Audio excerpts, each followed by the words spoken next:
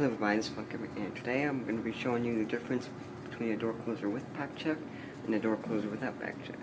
Here's the door, this is the door closer without back check. Watch how it behaves.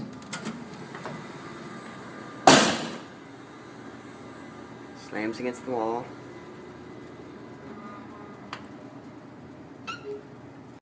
Right now, here's a door with back check. Watch. See? Does not quite want to. Doesn't quite want to open all the way. I'll try it again so we can get it better. And yes, I will get around to adjusting it. It is very slow, but when I get time, I'll get around to adjusting it.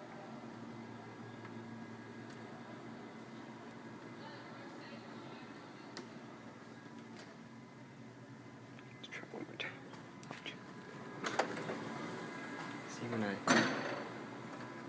See when I made the door slam, when I pushed the door open by force.